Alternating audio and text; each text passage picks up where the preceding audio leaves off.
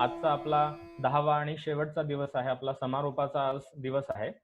तर आज आपण ज्या दर्शनाची चर्चा करणार आहोत, ते दर्शन आहे चार्वाक दर्शन. जसं आपण पहिल्या दिवशी बघितलं होतं, की भारतीय तत्वज्ञान म्हणून आपण ज्याचा विचार करतो, त्याच्यामध्ये प्रामुख्याने 6 आस्तिक दर्शनं आणि 3 नास्तिक दर्शनं यांचा समावेश होतो. तर त्या क्रमाने आपण आस्तिक दर्शनांची आणि नास्तिक दर्शनांमध्ये बौद्ध दर्शन आणि जैन दर्शन या दोघांची आपण चर्चा केली होती. तर आज आपण चार्वाक या दर्शनाची चर्चा करणार आहोत. तर चार्वाक हे जे दर्शन आहे, जसं आपण दररोज चर्चा करतो, की त्या दर्शनाचं नाव कसं पडलं, त्याचे प्रवर्तक कोण होते. तर त्या अनुषंगाने जर आपण या दर्शनाचा विचार करायचा ठरवला, तर इतिहासामध्ये असं म्हटलं जातं, की एक आचार्य बृहस्पती म्हणून होऊन गेले. तर बृहस्पती हे या चार्वाक दर्शनाचे प्रवर्तक आहेत, असं मानले जातात. आणि त्यांनी एक बार्हस्पत्य सूत्र नावाचा एक ग्रंथ लिहिला होता, असा उल्लेख आपल्याला प्राप्त होतो. पण तो ग्रंथ आज अस्तित्वात नाही. आणि दुर्दैवाने जर इतर दर्शनाच्या बाबतीत आपण जर चार्वाक दर्शनाची तुलना केली, तर आपल्याला असं म्हणावं लागेल, की बाकी सर्व दर्शनांचे बरेचसे ग्रंथ उपलब्ध आहेत. म्हणजे आस्तिक दर्शनांचे आणि नास्तिक दर्शनांचे पण इतर भरपूर ग्रंथ उपलब्ध आहेत. पण चार्वाक दर्शनाविषयी अगदी त्यांचं तत्वज्ञान विस्ताराने प्रतिपादन करू शकेल असा कुठलाही ग्रंथ आज आपल्याला उपलब्ध होत नाही.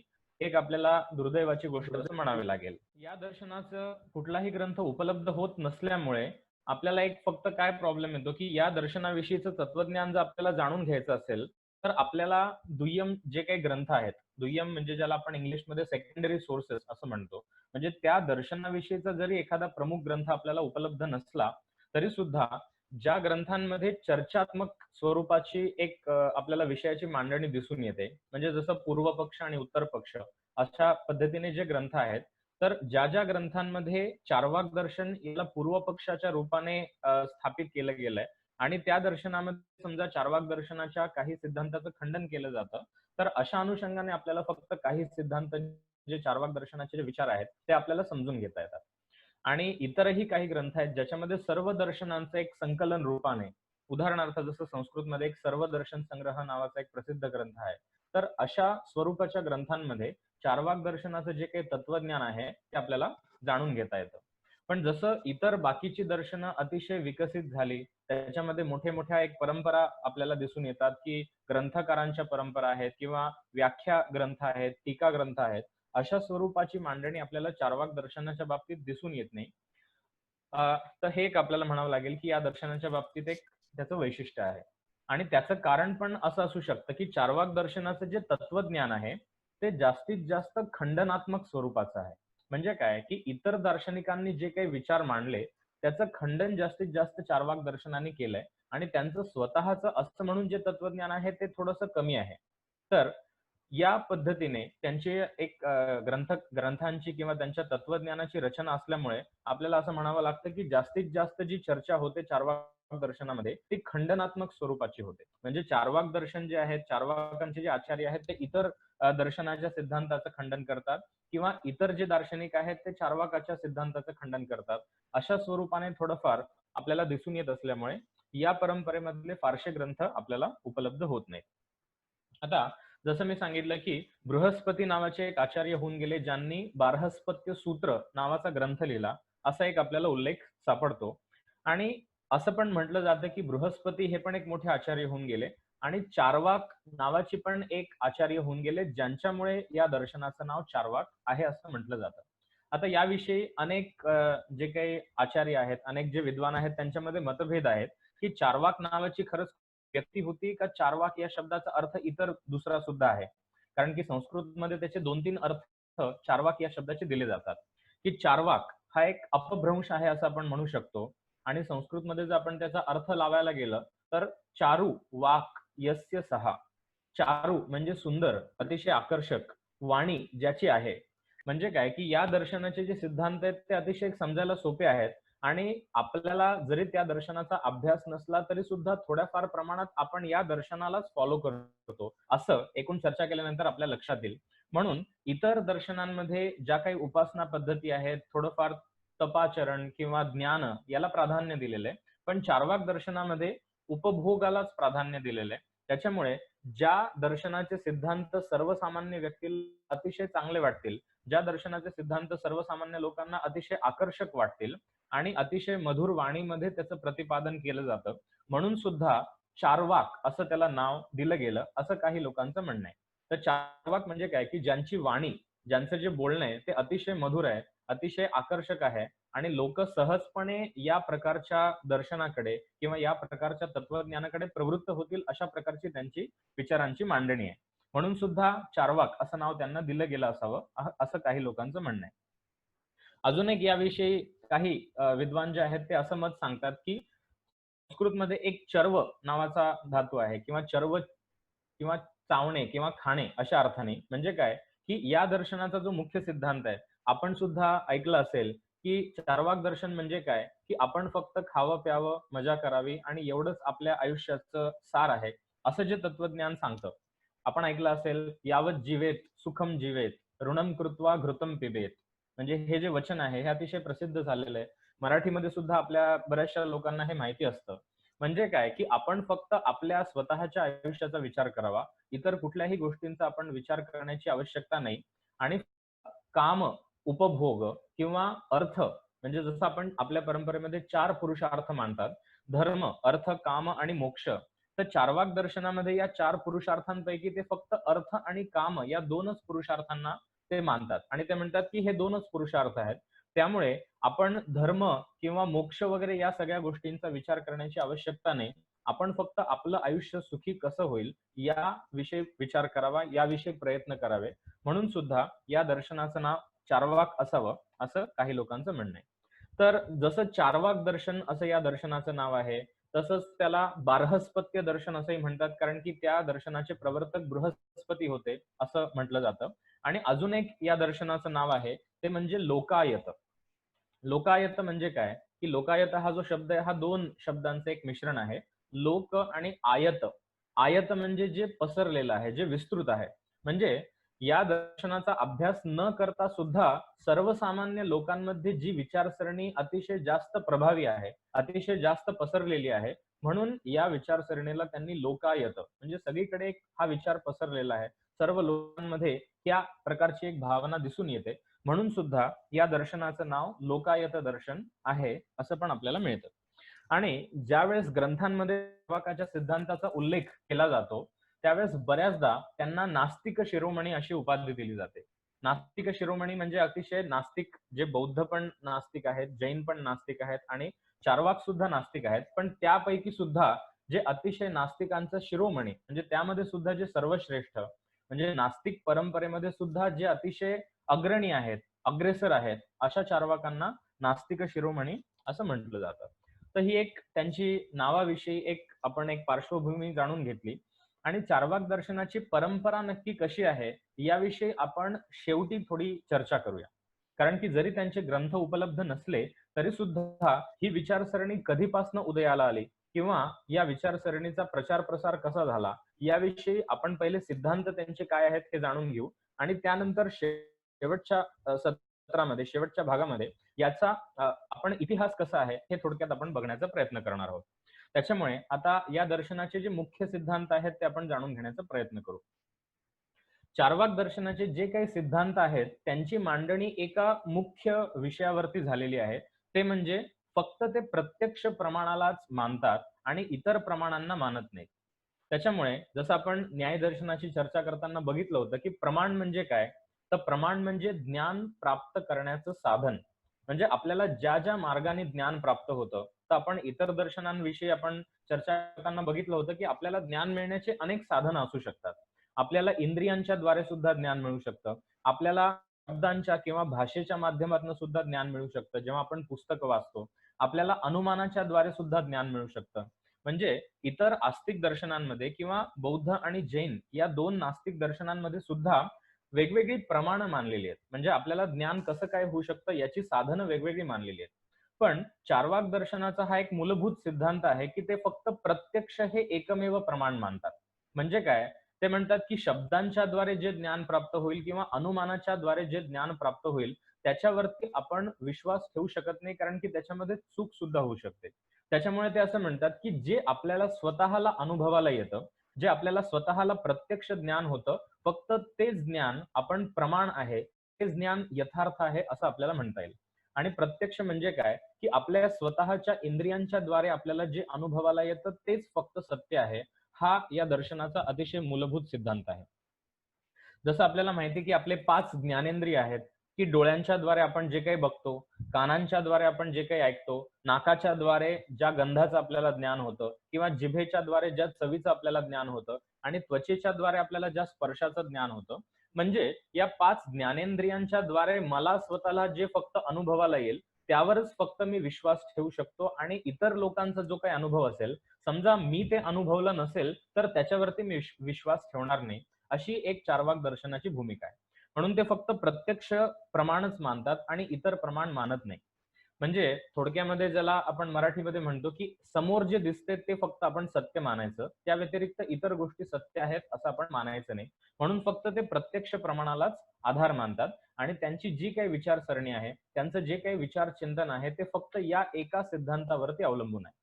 आता याच्यामध्ये आपल्याला थोडा प्रश्न असा होईल, की प्रत्यक्ष प्रमाणाच्या द्वारे आपण जे काही अनुभवतो, आपल्या इंद्रियांच्या द्वारे आपल्याला जे काही ज्ञान मिळतं ते सत्य असू शकतं हे एक आपल्याला मान्य आहे. पण त्या व्यतिरिक्त इतरही प्रमाण आपल्याला ज्ञान देऊ शकतात, हे आपल्याला नाकारता येत नाही. म्हणजे अनुमानाला प्रमाण का मानू नये किंवा शब्द प्रमाण का मानू नये, याविषयी चार्वाक दर्शनांनी काही विचार मांडलेत.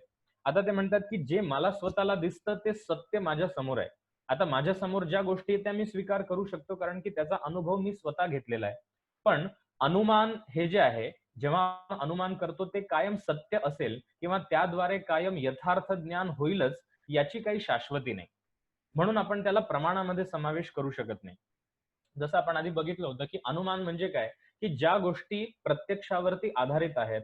समजा आपण न्यायदर्शनामध्ये चर्चा करताना उदाहरण घेतलं होतं, की ज्या व्यक्तीला 2 गोष्टी कायम एकत्र दिसतात, की धूर आहे आणि अग्नी आहे. तर एका ठिकाणी त्या 2 गोष्टी दिसल्या, दुसऱ्या ठिकाणी दिसल्या. म्हणजे एखादं लहान जे मूल आहे, ते लहानपणापासून काही त्याला अनुमान करता येत नाही. पण लहानपणापासून सुरुवातीला एखादी गोष्ट त्याने बघितली, की ज्या ठिकाणी धूर असतो त्या ठिकाणी अग्नी पण आहे. दुसऱ्या ठिकाणी पण धूर आणि अग्नी बघितला. असं 6-7 ठिकाणी जेव्हा तो बघतो, तेव्हा त्या लहान बालकाच्या लक्षात येतं, की ज्या ठिकाणी धूर मला दिसतोय, त्या ठिकाणी अग्नी सुद्धा दिसतोय. म्हणजे काय, की या 2 गोष्टी कायम एकत्र असल्या पाहिजेत आणि त्यानंतर आयुष्यामध्ये दोघांपैकी जेव्हा तो धुराला बघतो, त्यानंतर तो अग्नीचा अनुमान करू शकतो. याला थोडक्यात आपण अनुमान प्रमाण असं म्हणू शकतो. चार्वाकाचं म्हणणं असं आहे, की आपण 4-5 ठिकाणी बघितलं, की ठीक आहे, इथे धूर आहे, तिथे अग्नी आहे. इथे धूर आहे, तिथे अग्नी आहे. आपण आपल्या आयुष्यामध्ये फक्त काही ठराविकच ठिकाणी आपण ज्ञान प्राप्त करत असतो. म्हणजे धूर, अग्नी आपण आजपर्यंत आयुष्यामध्ये किती ठिकाणी एकत्र बघितला? तर एका वैयक्तिक एखाद्या व्यक्तीच्या आयुष्यात जर आपण बघितलं, तर मी माझ्या आयुष्यामध्ये 10 वेळेला किंवा 15 वेळेला किंवा 25 वेळेला धूर आणि अग्नी एकत्र बघितला असेल. पण ते म्हणतात, की तुम्ही फक्त 15 ते 20 ठिकाणी धूर आणि अग्नीला एकत्र बघितलं, पण त्या व्यतिरिक्त इतर जगामध्ये किती धूर आणि अग्नी असतील, त्या सर्वांचं ज्ञान तुम्हाला झालंय का? तर नाही झालेलं. म्हणजे मी माझ्या आयुष्यामध्ये फक्त काही ठिकाणी धूर आणि अग्नीला एकत्र बघितलं, पण त्याच्यावरनं मी काय निष्कर्ष काढतोय, की इतरत्र पण जिथे-जिथे धूर आणि अग्नी एकत्र असेल, त्या सगळीकडे ते दोघं एकत्रच कायम राहतील, असा निष्कर्ष मी कशाच्या आधारे काढू शकतो? म्हणजे काय, की ज्याला आपण रिसर्चमध्ये एक सॅम्पलिंग मेथड असं म्हणतो. सॅम्पलिंग मेथड म्हणजे काय, की समजा एखाद्या गोष्टीची आपल्याला परीक्षण करायचं असेल. आता समजा एक आत्ताची परिस्थिती जर आपण विचारात घेतली, तर आपण असं म्हणूया, की जी कोरोना एक रोग आहे. त्याविषयी समजा आपल्याला काही टेस्ट करायची असेल, तर जितके पण कोरोनाचे पेशंट आहेत, त्या सर्व पेशंटला आपण औषधोपचार देऊन त्या सर्वांची टेस्ट करणं आपल्याला शक्य नाही. म्हणून त्यापैकी काही फक्त लोकांना, आपण ठराविक लोकांना समजा आपण म्हणलं, की त्यापैकी 500 लोकांना आपण घेतलं आणि त्यांच्यावरती एखाद्या औषधाचा परिणाम होतोय का? अशा पद्धतीने आपण त्याचा उपयोग करून बघू शकतो. म्हणजे आपण काय केलं, की संपूर्ण जगामध्ये जितके पण कोरोनाचे पेशंट असतील, त्यापैकी फक्त काही निवडक लोकांना आपण घेतलं आणि त्यांच्यावरती आपण तो प्रयोग करून बघतोय. आणि आपण असा निष्कर्ष काढतो, की एवढ्या लोकांना जर त्या औषधाचा परिणाम झाला, तर बाकी सुद्धा लोकांना होऊ शकतो. याला आपण जसं रिसर्चमध्ये म्हणतो, की सॅम्पलिंग मेथड. तसं चार्वाक असं म्हणतात, की तेवढ्या लोकांवरती झाला याचा अर्थ असा नाही, की बाकीच्या लोकांवरती होईलच. कारण की बाकीच्या लोकांमध्ये इतर पण हस्तक्षेप करणारे किंवा ज्याला रिसर्चमध्ये म्हणतात की इंटरव्हेन्शन करणारे इतर पण घटक असू शकतात. तुम्ही काही निवडक लोक घेतले. समजा तुम्ही एक 100 लोक घेतले. ते 100 लोक फक्त भारतीय असतील किंवा ते 100 लोक एक ठराविक वयोगटातले असतील किंवा ते 100 लोक एका ठराविक विशिष्ट वातावरणात राहणारे असतील. पण त्या 100 लोकांना परिणाम झाला औषधाचा, याचा अर्थ असा नाही की इतर लोकांना सुद्धा परिणाम होऊ शकतो. तसंच ते म्हणतात की अनुमानामध्ये तुम्ही जर म्हटलं की 4-5 ठिकाणी मी बघितलं की धूर आणि अग्नी एकत्र राहतात. याच्यावरनं आपण असा काही युनिव्हर्सल एक निष्कर्ष काढू शकत नाही की इतर ठिकाणी पण जिथे धूर असेल आणि तिथे अग्नी असलाच पाहिजे. कारण की सर्व ठिकाणी जाऊन प्रत्यक्षतः आपण बघितलेलं नाही की धूर आणि अग्नी एकत्र आहे का? आणि असं पण असू शकतं की आत स्थितीमध्ये जे काही धूर आणि अग्नी असतील ते एकत्र असतील. पण भूतकाळामध्ये असा पण काही परिस्थिती असेल की जिथे फक्त धूर असेल आणि तिथे अग्नी नसेल किंवा भविष्यामध्ये जे काही शास्त्रज्ञ आहेत ते असं काहीतरी शोधून काढतील की जिथे धूर असेल तिथे अग्नी नसू पण शकेल. म्हणजे काय की या 2 गोष्टी कायम एकत्र असतीलच असं ठामपणे म्हणायला आपल्याकडे काही पुरावा नाही. आपण फक्त आपल्या आयुष्यामध्ये 10-15 प्रसंग बघतो आणि त्या 10-15 प्रसंगाच्या आधारे आपण एक युनिव्हर्सल म्हणजे वैश्विक एक नियम बनवतो. तर असं बनवणं योग्य नाही, असं चार्वाक दर्शनाचं म्हणणं आहे. आता समजा अजून एक उदाहरण दिलं, की आपण आपली जी एक व्याख्यानमाला सुरू केली. तर काही लोकांनी पहिल्या दिवशी पण अटेंड केलं. काही दिवसांनी त्याच लोकांनी दुसऱ्या दिवशी, तिसऱ्या दिवशी, चौथ्या दिवशी, 5व्या दिवशी पण अटेंड केलं.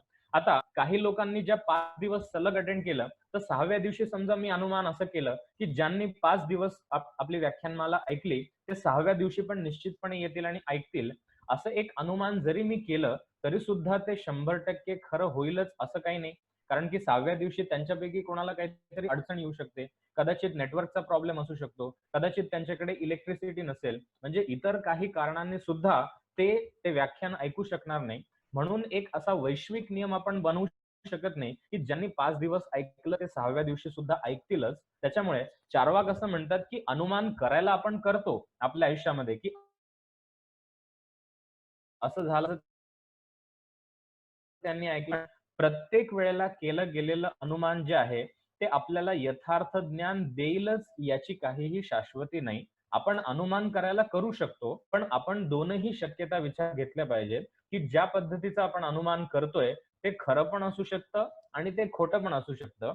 त्यामुळे जर खोटं असण्याची शक्यता असेल, तर त्याला आपण प्रमाण म्हणू शकत नाही. कारण की प्रमाण म्हणजे काय? की प्रमा म्हणजे यथार्थ ज्ञान. म्हणजे जो तर्क किंवा जो अनुमान आपल्याला यथार्थ ज्ञान करून देऊ शकतो, फक्त आपण त्यालाच प्रमाण असं म्हणू शकतो. आणि आपण जो काही तर्क करतोय, आपण जे काही अनुमान करतोय, त्यांनी जर आपल्याला यथायोग्य ज्ञान होत नसेल, म्हणजे कधी-कधी होईलच, कधी-कधी होईल पण किंवा कधी-कधी होणार पण नाही. म्हणजे आपण मराठीमध्ये म्हणतो, की कावळा बसला आणि फांदी तुटली. अशा पद्धतीचं जर असेल, की एखाद्या वेळेला आपण एखादं अनुमान केलं आणि ते खरं पण निघालं, पण दरवेळेला ते खरं निघेलच याची काही शाश्वती नाही. म्हणून ते असं म्हणतात, की ज्या गोष्टी आपण अनुमानाच्या द्वारे जाणतो, त्या सर्व गोष्टी या यथार्थ असतीलच. म्हणजे त्याद्वारे आपल्याला योग्य ज्ञान प्राप्त होईलच याची काहीही शाश्वती नाही. म्हणून ते अनुमानाला प्रमाण मानत नाही. कारण की कधी-कधी ते खरं पण असू शकतं, कधी ते खोटं पण असू शकतं. आणि कुठलं अनुमान खरं आहे आणि कुठलं अनुमान खोटं आहे, याची तपासणी आपण कशी काय करणार? समजा एखाद्या ठिकाणी मी धूर बघितला आणि मी असं अनुमान केलं, की धूर आहे म्हणजे तिथे अग्नी पण असलाच पाहिजे. आणि मला जर तपासायचं असेल, की माझं अनुमान हे खरं आहे का खोटं आहे, तर मी ते कसं काय तपासेल? प्रत्यक्ष मला तिथे जवळ जाऊन बघावं लागेल, की अग्नी आहे का? म्हणजे काय, की अनुमानाच्या द्वारे मला जे ज्ञान मिळालं, त्याची पुष्टी कोणाच्या द्वारे होतीये? पुन्हा प्रत्यक्ष प्रमाणाच्या द्वारेच होतीये. म्हणून ते म्हणतात, की अनुमान जरी केलं, तरी सुद्धा ते अनुमान यथार्थ आहे का नाही, याचं प्रामाण्य म्हणजे हे खरं आहे का खोटं आहे, याचं ज्ञान आपल्याला पुन्हा प्रत्यक्ष प्रमाणाच्या द्वारेच तपासून मिळू शकतं. मग आपण प्रत्यक्ष प्रमाणालाच का बरं प्रमाण मानू नये? म्हणून ते असं म्हणतात, की अनुमान आपण भलेही करतो आपल्या आयुष्यामध्ये, पण तरी सुद्धा कायम ते अनुमान यथार्थ ज्ञान देईलच याची काहीही शाश्वती नाही. तसंच ते म्हणतात, की शब्द प्रमाण पण जे आहे, त्याला सुद्धा आपण प्रमाण मानू शकत नाही. कारण की शब्द प्रमाण म्हणजे काय, की ज्यावेळेस आपल्याला भाषेच्या माध्यमातनं किंवा एखाद्या व्यक्तीने आपल्याला काही सांगितलं, तर आपण ते खरं मानतो किंवा एखाद्या पुस्तकामध्ये आपण जे काही वाचतो, ते आपण खरं मानतो. आता समजा एक आपण जी व्याख्यानमाला सुरू करतोय आणि 10 दिवस मी आपल्याला जी काही माहिती सांगतोय, की हे जैन तत्वज्ञान आहे किंवा हे बौद्ध तत्वज्ञान आहे किंवा हे वेदांताचं तत्वज्ञान आहे. म्हणजे काय, की तुम्ही जे काही ऐकता आहात, ते माझ्या शब्दांच्या माध्यमातून तुम्ही जाणून घेत आहात आणि तुमचा माझ्यावरती जर विश्वास असेल तर तुम्ही म्हणाल की हा व्यक्ती जे काही सांगतोय ते खरं आहे. पण काय प्रमाण आहे की मी तुम्हाला जे 10 दिवस सांगितलं ते खरंच आहे? असं पण असू शकतं की मी तुम्हाला चुकीचं पण सांगत असेल. असं पण असू शकतं की मूळ ग्रंथामध्ये वेगळं काही आहे आणि मी तुम्हाला वेगळं काही सांगतोय. म्हणजे चार्वाक तत्वज्ञानाच्या अनुषंगाने आपण एखादी व्यक्ती जे काही सांगत आहे किंवा त्या व्यक्तीच्या माध्यमातून आपल्याला जे काही ज्ञान शब्दांच्या माध्यमातून प्राप्त होतंय, त्याला आपण कायम प्रमाण मानू शकत नाही. कारण की एखादी व्यक्ती खोटं पण बोलू शकते. एखादी व्यक्ती आपल्याला मिसगाईड पण करू शकते. त्यामुळे कुठले शब्द प्रमाण आहेत आणि कुठले शब्द प्रमाण नाहीयेत, म्हणजे कुठलं जे ज्ञान आहे, कुठले जे शब्द आहेत ते आपल्याला योग्य ज्ञान देतात आणि कुठले शब्द आपल्याला चुकीचं ज्ञान देतायत, हे आपण कसं काय ठरवणार? समजा आता मी जे काही तुम्हाला सांगतो आहे, हे जर तुम्हाला तपासून बघायचं असेल, की जे काही मी सांगतो आहे ते खरं आहे का खोटं आहे, तर तुम्हाला पुस्तकांमध्ये बघावं लागेल, की पुस्तकांमध्ये जे काही वेदांताची माहिती आहे किंवा पुस्तकांमध्ये ज्या दर्शनांची माहिती आहे, ते मी सांगितलेलं ते अगदी तसंच्या तसं आहे का मी वेगळं काही सांगतोय?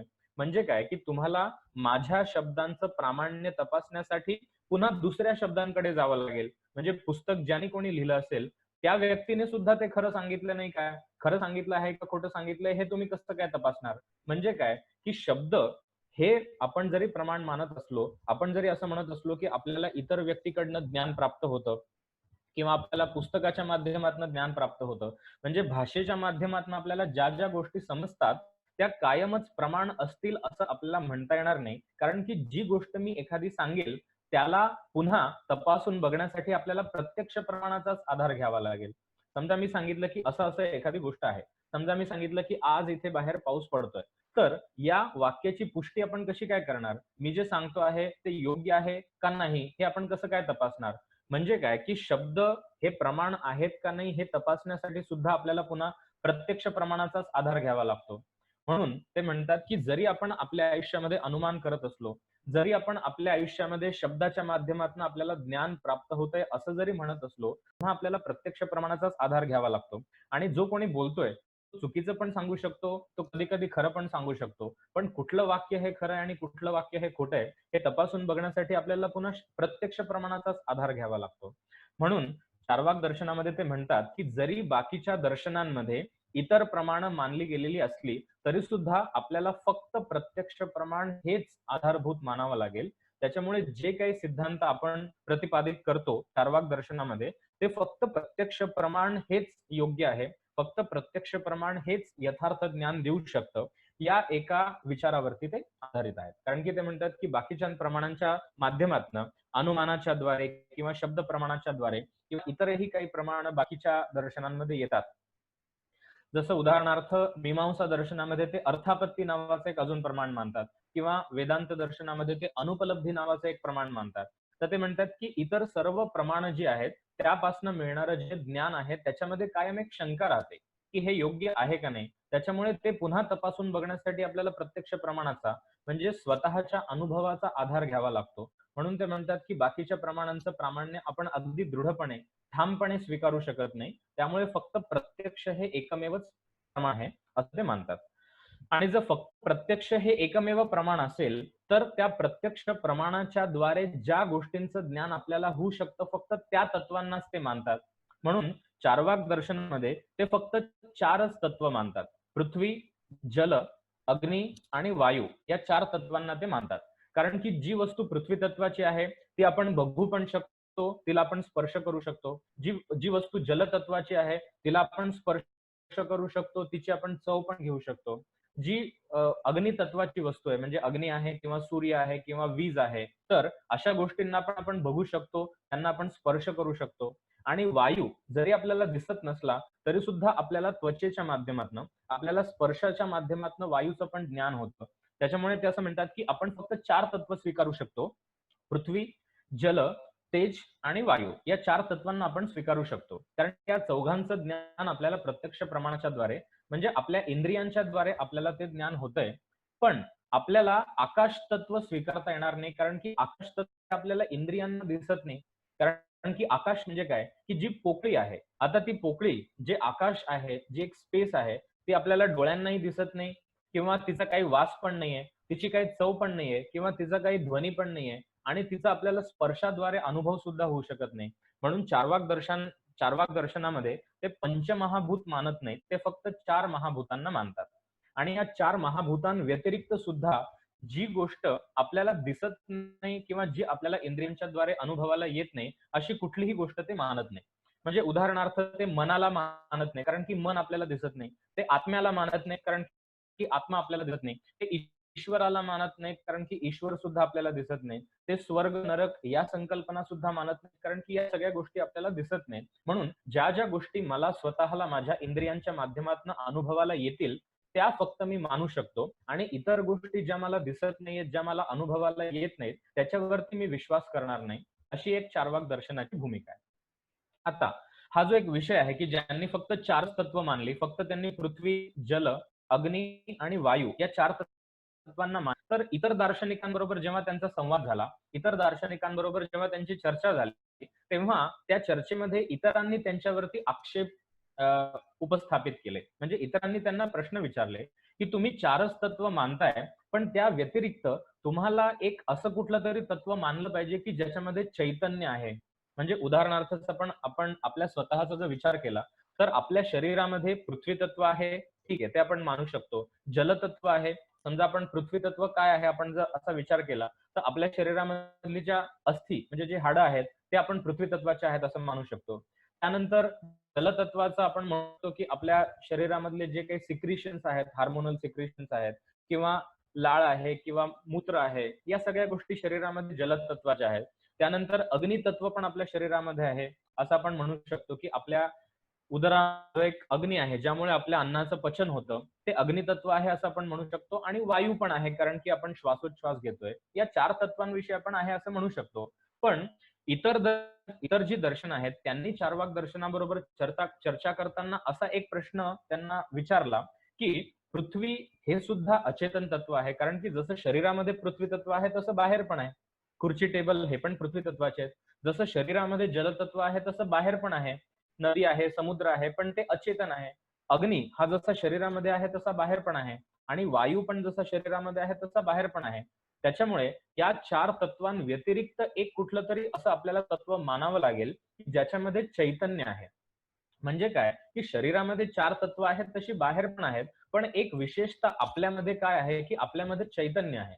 म्हणजे काय, की मी जे बोलतोय ते आपल्याला समजतंय. आपण ऐकत आहात हे मला जाणवतंय किंवा माझ्या आजूबाजूला असणाऱ्या बऱ्याच गोष्टींचं ज्ञान मला होतंय. म्हणजे काय, की ज्ञान ज्याला होतंय असं एक तत्व आपल्याला या चौघांपेक्षा वेगळं मानावं लागेल. कारण की ही जी 4 तत्व आहेत, ही अचेतन आहेत. ही निर्जीव आहेत. पण तरी सुद्धा या चौघांव्यतिरिक्त एक असं काहीतरी तत्व असलं पाहिजे, की ज्यामध्ये चैतन्य आहे किंवा ज्याला एक ज्ञान होण्याची योग्यता आहे. ज्यालाच आस्तिक दर्शनांनी आत्मा असं नाव दिलं, की ज्याला ज्ञान होतंय. कारण की ही 4ही तत्व निर्जीव आहेत. ही 4ही तत्व अचेतन आहेत. त्याच्यामुळे पृथ्वीला ज्ञान होतंय असं आपण म्हणू शकत नाही किंवा जलतत्वाला ज्ञान होतंय असं आपण म्हणू शकत नाही किंवा अग्नितत्वाला ज्ञान होतंय असं आपण म्हणू शकत नाही किंवा वायुतत्वाला ज्ञान होतंय असं आपण म्हणू शकत नाही. कारण की ही 4ही तत्व अचेतन आहेत. त्याच्यामुळे इतर जी दर्शन आहेत, ती असं म्हणतात, की तुम्हाला या 4 तत्वांव्यतिरिक्त एक असं कुठलं तरी तत्व मानावं लागेल, की ज्याला तुम्ही भलेही तुम्ही आत्मा नाव देऊ नका, त्याला तुम्ही दुसरं काहीतरी नाव द्या. पण ज्याच्यामध्ये चैतन्य आहे, असं एक तत्व काहीतरी आपल्याला स्वीकारलं पाहिजे. तर याच्याविषयी चार्वाक दर्शन असं म्हणतं, की आम्हाला या 4ही तत्वांव्यतिरिक्त चैतन्य मानण्याची आवश्यकता नाही. कारण की जेव्हा आपल्या शरीरामध्ये ही 4ही तत्व एका विशिष्ट प्रमाणामध्ये एकत्र येतात, तेव्हा या 4ही तत्वांच्या कॉम्बिनेशनद्वारे, या 4ही तत्वांच्या संयोगाच्या द्वारे ते चैतन्य शरीरामध्ये उत्पन्न होतं. म्हणजे काय, ते जे चैतन्य आहे, ती जी एक ज्ञान प्राप्त होण्याची जी योग्यता आपल्यामध्ये आहे, ती काही एक वेगळं तत्व म्हणून नाहीये. जेव्हा ही 4ही तत्व एका विशिष्ट प्रमाणामध्ये एकत्र येतील, तेव्हा त्याच्यापासून चैतन्य उत्पन्न होतं, असं ते म्हणतात. म्हणजे त्यांच्या सिद्धांतानुसार ते फक्त 4च तत्व मानतात आणि ते आत्मा किंवा इतर कुठल्याही चैतन्याला ते मानत नाहीत. ते म्हणतात, की या 4 तत्वांचं जेव्हा एक योग्य प्रमाणामध्ये कॉम्बिनेशन होतं, तेव्हा त्याच्यापासून चैतन्य उत्पन्न होतं. आता हा एक मुद्दा स्पष्ट करण्यासाठी ते एक सोपं उदाहरण देतात. ते म्हणतात, की जसं आपण पान खातो. आपल्या सगळ्यांना माहिती आहे, की आपण जेव्हा पान खातो, तेव्हा त्या पानामध्ये काय-काय असतं? तर एक पान जे हिरव्या रंगाचं आहे. त्यानंतर आपण त्याच्यामध्ये चुना टाकतो, तो पांढऱ्या रंगाचा आहे. आपण त्याच्यामध्ये बडिशोप टाकतो, जी हिरव्या रंगाची आहे. त्यानंतर आपण त्याच्यामध्ये काथ टाकली, तर ती साधारण चॉकलेटी रंगाची असते. म्हणजे काय, की आपण पान बनवताना हिरवं पान, पांढरा चुना, त्यानंतर चॉकलेटी काथ किंवा बडीशोप वगैरे अशा 4-5 गोष्टी टाकतो. पण इंडिपेंडेंटली जर आपण बघितलं, म्हणजे प्रत्येक वस्तूला जर स्वतंत्रपणे बघितलं, तर एका वस्तूचा रंग आहे हिरवा, दुसऱ्या वस्तूचा रंग आहे चॉकलेटी, तिसऱ्या वस्तूचा रंग आहे पांढरा. पण आपण जेव्हा ते खातो, या सर्व पदार्थांना एकत्र करून आपण जेव्हा ते पान खातो, तेव्हा त्याच्यापासून लाल रंग तयार होतो. आता लाल रंग हा पानामध्ये पण नव्हता, हा चुन्यामध्ये पण नव्हता, हा काथेमध्ये पण नव्हता किंवा हा बडिशोपेमध्ये पण नव्हता. म्हणजे या 4ही तत्वांना जर आपण स्वतंत्रपणे बघितलं, तर त्यापैकी कुठल्याही तत्वामध्ये तो लाल रंग नव्हता. पण ही 4ही तत्व एका विशिष्ट प्रमाणामध्ये जेव्हा एकत्र येतात, तेव्हा त्याच्यापासून लाल रंग आपोआप तयार होतो, जो या 4ही तत्वांमध्ये स्वतंत्रपणे नव्हता. तसंच ते म्हणतात, की आपल्या शरीरामध्ये पृथ्वी तत्व, जलतत्व, अग्नितत्व आणि वायुतत्व ही 4च तत्व आहेत. स्वतंत्रपणे जरी ही 4ही तत्व निर्जीव असली, स्वतंत्रपणे जर बघायला गेलं तरी ही तत्व अचेतन असली, तरी सुद्धा जेव्हा या 4ही तत्वांचा एका विशिष्ट प्रमाणामध्ये संयोग होतो, त्यावेळेस त्याच्यामधनं चैतन्य आपोआप उत्पन्न होतं. जसं पानामध्ये तो लाल रंग आपोआप तयार होतो, त्याच पद्धतीने जेव्हा पृथ्वी, जल, तेज, वायू या 4 तत्वांचा संयोग होतो, तेव्हा त्यामध्ये आपोआप ते चैतन्य, एक ज्याला आपण इंग्लिशमध्ये म्हणतो की कॉन्शियसनेस किंवा ज्याला आपण म्हणू की ज्ञान होण्याची योग्यता, आपल्यामध्ये जो एक चेतन धर्म आहे, आपल्यामध्ये जो एक सजीव असण्याचा जो धर्म आहे, तर ते म्हणतात की 4 तत्व ही जरी निर्जीव असली तरी सुद्धा त्यांचं जेव्हा एक प्रॉपर कॉम्बिनेशन होतं, एक योग्य प्रमाणामध्ये जेव्हा ती एकत्र येतात, तेव्हा त्याच्यामधनं चैतन्य आपोआप तयार होतं. अजून एक याविषयी ते उदाहरण सांगतात, की जेव्हा मदिरा बनवली जाते, जेव्हा दारू बनवली जाते, तेव्हा त्याच्यामध्ये सुद्धा सुरुवातीला 4-5 ज्या गोष्टी असतात, म्हणजे फळांचा रस असेल, तर फळांच्या रसामध्ये काही मादकता नसते. त्याच्यामध्ये काही म्हणजे नशा उत्पन्न करण्याची योग्यता नसते किंवा अजून त्याच्यामध्ये काही-काही घटक ते टाकत असतील, त्याच्यामध्ये साखर टाकत असतील किंवा त्याच्यामध्ये अजून किण्व वगैरे टाकतात, म्हणजे यीस्ट टाकतात. तर मदिरा बनवण्यासाठी सुरुवातीला जे काही 5-6 घटक ते घेतात, त्याच्यापैकी कुठल्याही घटकामध्ये एक नशा उत्पन्न करण्याची शक्ती नसते. पण जेव्हा ते सर्व घटक एक प्रॉपर प्रमाणामध्ये मिक्स केले जातात, जेव्हा त्या सर्व घटकांचा एक संयोग होतो, तेव्हा एकत्रित झाल्यानंतर त्या सर्व कॉम्बिनेशनमध्ये एक मादकता तयार होते. त्याच्यामध्ये एक नशा उत्पन्न करण्याची शक्ती तयार होते. तसंच ते म्हणतात, की आपल्या शरीरामध्ये सुद्धा पृथ्वी, जल, तेज, वायू हे 4च तत्व आहेत. पण जेव्हा ते एका विशिष्ट प्रमाणामध्ये एकत्र येतात, तेव्हा आपल्या शरीरामध्ये चैतन्य उत्पन्न होतं. आणि त्यांचं जे प्रमाण आहे, ते जेव्हा बिघडतं, तेव्हा आपल्या शरीरामधनं चैतन्य निघून जातं. म्हणजे थोडक्यात आपला मृत्यू होतो. म्हणजे काय, की आपला जो जन्म आहे, तो हे 4ही तत्व एका विशिष्ट प्रमाणामध्ये एकत्र झाल्यामुळे आपला जन्म होतो. आणि या 4 तत्वांचं जे एक प्रमाण आहे, ते जर कमी जास्त झालं, तर चैतन्य त्या शरीरातनं निघून जातं. तर आपण जर भौतिक दृष्टीने जर विचार केला, की आपल्या शरीरामध्ये समजा पृथ्वी तत्वाचं आधिक्य झालं, म्हणजे जे जड तत्व आहे, ते जर वाढलं, तरी सुद्धा आपण जगू शकणार नाही. जर जलतत्व वाढलं, म्हणजे बरेच प्रमाणात असे जे रोग असतात, की जेव्हा पोटामध्ये पाणी होतं किंवा कधी-कधी फुफ्फुसांमध्ये पाणी होतं किंवा इतर भागांमध्ये सुद्धा पाणी होतं. म्हणजे काय, की जलतत्वाचं प्रमाण वाढलं तरी सुद्धा व्यक्तीचा मृत्यू होऊ शकतो. जलतत्वाचं प्रमाण कमी झालं तरी सुद्धा मृत्यू होऊ शकतो. ज्याला आपण म्हणतो की डिहायड्रेशन म्हणजे पाण्याचं प्रमाण कमी होणे. म्हणजे काय, की एखाद्या तत्वाचं जे प्रमाण आहे ते जर कमी जास्त झालं तर मृत्यू होऊ शकतो. तसंच अग्नीचं प्रमाण जर वाढलं, आपल्याला खूप जास्त ताप आला, शरीरामधली उष्णता वाढली तरी सुद्धा मृत्यू होऊ शकतो किंवा शरीराचं तापमान अतिशय कमी झालं तरी सुद्धा मृत्यू होऊ शकतो. त्यानंतर वायू तत्व जर कमी झालं तरी सुद्धा आपल्याला ब्रीथिंगला प्रॉब्लेम होईल, आपल्याला श्वास घ्यायला प्रॉब्लेम होईल आणि व्यक्तीचा मृत्यू होऊ शकतो किंवा वायू तत्व जास्त झालं तरी सुद्धा आपला मृत्यू होऊ शकतो. म्हणजे चार्वाक दर्शनामध्ये ते फक्त भौतिक दृष्टीने विचार करतात, की या 4 तत्वांचं जे प्रमाण आहे, एक स्पेसिफिक प्रपोर्शन आहे, ते जर व्यवस्थित आपण ठेवलं, तर आपलं आयुष्य अतिशय उत्तम राहू शकतं. आणि जेव्हा या 4 तत्वांमध्ये काहीतरी प्रमाण त्यांचं कमी जास्त होतं, तेव्हा जे चैतन्य आहे, आपला जो एक एक ज्ञान होण्याची योग्यता आहे, ती त्याच्यामधनं निघून जाते. थोडक्यात शरीर आपलं अचेतन होतं, आपला मृत्यू होतो. म्हणून ते असं म्हणतात, की आत्मा वगैरे काही वेगळा नाहीये किंवा मन सुद्धा वेगळं नाहीये. आपलं जे शरीर आहे, ते म्हणजेच आपलं अस्तित्व आहे. त्या व्यतिरिक्त इतर आपलं अस्तित्व नाहीये आणि फक्त 4 तत्वांचं जेव्हा कॉम्बिनेशन होतं, पृथ्वी, जल, तेज आणि वायू, त्या संयोगाद्वारे आपलं अस्तित्व असतं आणि या 4 तत्वांचं प्रमाण जेव्हा बिघडेल, त्यावेळेस आपला मृत्यू होतो. अशी एक भौतिक दृष्टीने त्यांनी या सगळ्या गोष्टींविषयी विचार केलेला आहे. आणि ते असं म्हणतात, की कधी-कधी तुम्हाला असं वाटत असेल, की आत्मा हा शरीरापेक्षा वेगळा आहे. म्हणजे बऱ्याचदा ग्रंथांमध्ये पण असं सांगितलं जातं, की आत्मा हा वेगळा आहे किंवा भगवद्गीतेमध्ये सुद्धा आपण जेव्हा वाचतो, तेव्हा आपल्याला असं मिळतं, की आत्मा हा नश्वर आहे. आत्मा हा अविनाशी आहे. तो शरीरापेक्षा वेगळा आहे आणि एका शरीरातनं दुसऱ्या शरीरामध्ये सुद्धा आत्मा प्रवेश करतो. असं सर्व आस्तिक दर्शनं मानतात. पण चार्वाक दर्शन हे मानत नाही. चार्वाक दर्शन असं म्हणतं, की आपलं शरीर म्हणजेच आपलं अस्तित्व आहे आणि त्या व्यतिरिक्त इतर कुठलाही आत्मा स्वीकारण्याची गरज नाही. आणि याला अजून एक प्रमाण म्हणून ते असं म्हणतात, की आपण जेव्हा स्वतःला म्हणतो, की मी जाड आहे किंवा मी बारीक आहे किंवा मी काळा आहे, मी गोरा आहे, मी सुंदर आहे, मी कुरूप आहे. म्हणजे आपण जेव्हा मी स्वतःला जाडा किंवा मी स्वतःला बारीक म्हणतो, तेव्हा मी म्हणजे मी कोणाला रेफर करतोय? तर मी माझ्या शरीरालाच रेफर करतोय. समजा माझ्या शरीराचं वजन वाढलं, तर मी असं म्हणत नाही, की माझ्या शरीराचं वजन वाढलं. मी काय म्हणतोय, की मी जाड झालो किंवा मी बारीक झालो. म्हणजे काय, की शरीराला मी स्वतः अशा अनुषंगाने मी उद्देशून माझा व्यवहार असतो. त्यामुळे आपण आणि शरीर हे वेगळे नाहीयेत. आपण म्हणजेच शरीर आहोत आणि शरीराचा वेगळा आत्मा मानण्याची काही गरज नाही, असं चार्वाक दर्शनामध्ये ते म्हणतात. त्यानंतर ईश्वराविषयी सुद्धा प्रतिपादन करताना ते असं म्हणतात, की ईश्वर वगैरे कोणी नाहीये. कारण की आपल्याला जर असता ईश्वर, तो आपल्याला दिसला असता. एवढे सगळे लोकं देवाची उपासना करतात, देवाची आराधना करतात. पण तरी सुद्धा जितके लोकं देवाची पूजा करतात, उपासना करतात, त्या सर्वांना जर आपण विचारलं, की तुम्ही देवाला बघितलं आहे का? किंवा तुम्ही देवाला अनुभवलं आहे का? तर त्यापैकी सर्वजण जवळपास असं म्हणतील, की नाही देवाला मी बघितलेलं नाही किंवा देवाला मी अनुभवलेलं नाही. मग ज्याला आपण कधी बघितलेलं नाही किंवा ज्याला आपण अनुभवलेलं नाही, त्याला आपण स्वीकार का बरं करायचं? असा एक रोखठोक प्रश्न चार्वाक दर्शनामध्ये ते विचारतात. आणि ते म्हणतात, की ईश्वर वगैरे दुसरं काही नाहीये आणि जर तुम्हाला ईश्वर जर कोणाला मानायचंच असेल, तर ईश्वर तुम्ही कोणाला मानू शकता, की जो राजा आहे, जो शासक आहे, त्याला तुम्ही ईश्वर मानू शकता. कारण की त्याच्या हातामध्ये सर्व अधिकार असतात. आता जुन्या काळी आपल्याला माहिती की परंपरा किंवा राजा एक एक ती सिस्टम अस्तित्वात होती.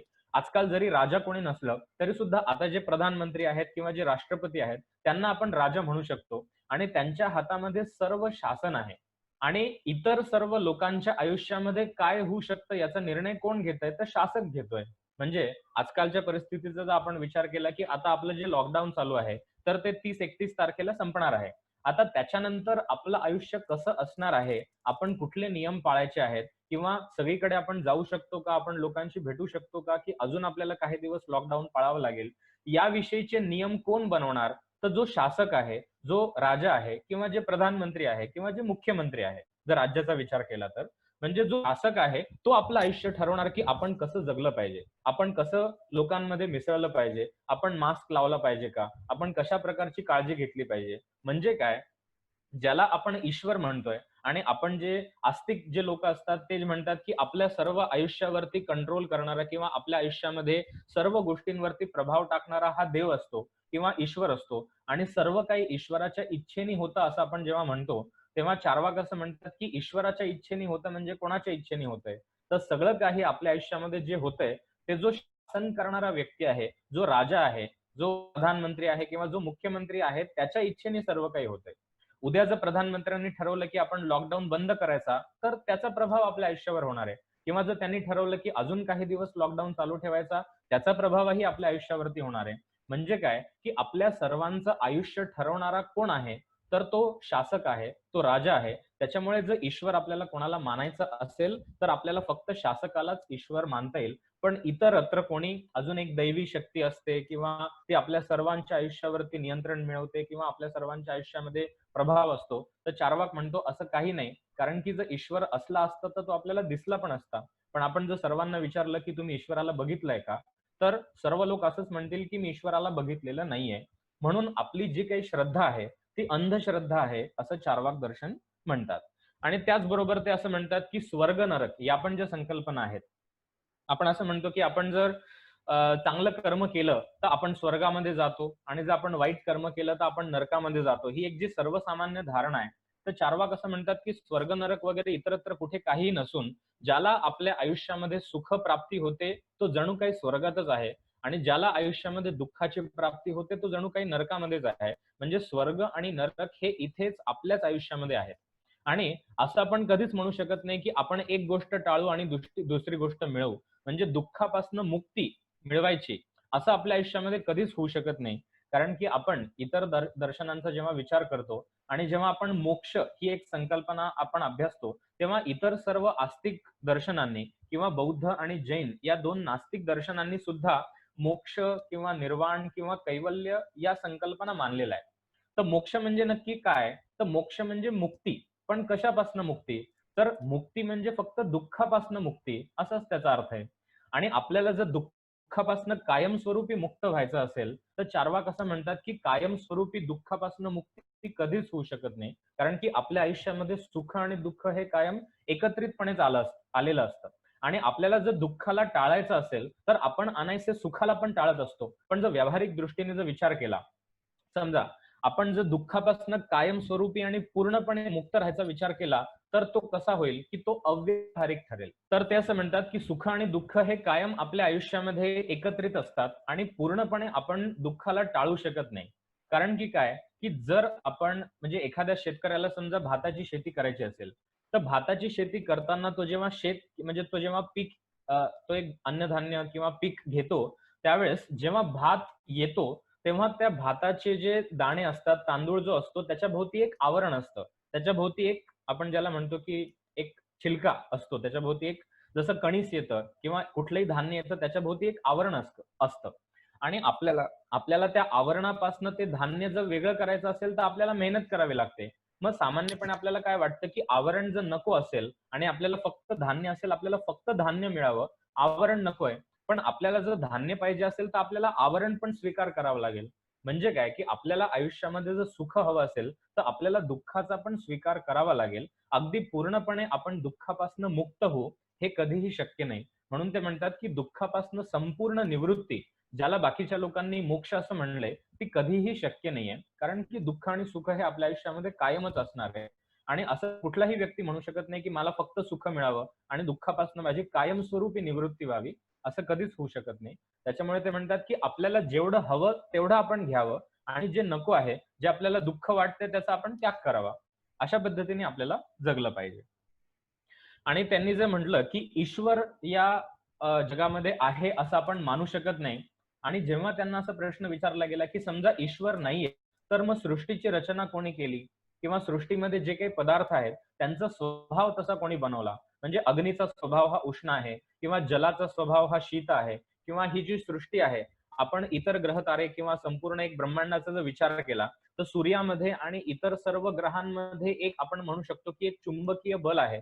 त्यामुळे सर्व ग्रह हे सूर्याच्या भोवती फिरतायत आणि त्याच्यामधलं अंतर जरी थोडीफार कमी जास्त जरी झालं तरी सुद्धा गुरुत्वाकर्षणामुळे ते सर्व ग्रह जे आहेत ते एकमेकांवरती टक्कर होईल. म्हणजे काय, की थोडक्यात आपण म्हणजे इतर जे दार्शनिक आहेत ते असं म्हणतात, की या सृष्टीचं नियंत्रण करणारी एक कुठलीतरी शक्ती असली पाहिजे. नाहीतर काय होईल, की या सृष्टीमध्ये एक विनाश घडून येईल आणि सर्व जे ग्रह-तारे फिरतायत सूर्याभोवती, ते कोणाच्या शक्तीमुळे फिरतात किंवा त्यांना तसं कोणी उत्पन्न केलं?